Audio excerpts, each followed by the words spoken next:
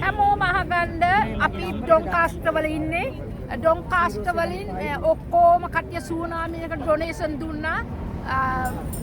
අඩි 20ක් උස අඩි 40ක් කන්ටේනර් දෙකක්. ඒ වෙලාවේ කිව්වා රජයේ මාර්ගයේ වන්න മന്ത്രി කෙනෙක් මාරි කියලා.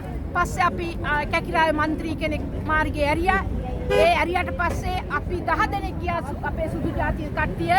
අර ගත්තට පස්සේ අපි මේවා ඔක්කොම බඩු මිට්ටු ඔක්කොම කඩලා පෙට්ටි කඩලා අපි වීල් චෙයාර් ඇරියා. අපි වීල් චෙයාර් හොස්පිටල් හැම දෙයක්ම ඊට පස්සේ ඒවා හොරා කෑවා.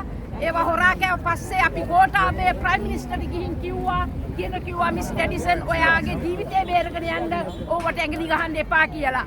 පස්සේ දෙවනි කන්ට්‍රේනේ අපි ඇරියා අනුරාධපුර චන්ද්‍රසේන මන්ත්‍රීතුමා මාර්ගේ එයා කරෙත් එයා ඔක්කොම බ්ලැක් මාකට් වික්කා. සූමානියකින් පස්සේ ඒ ඔක්කොම රජ වුණා.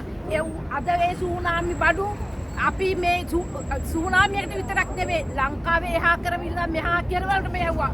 ජාති බේදයන් ඔය හැමෝටම දෙන්න. චන්ද්‍රසේන කරේ සමහර ඇඳුම් ගිනි තිබ්බා.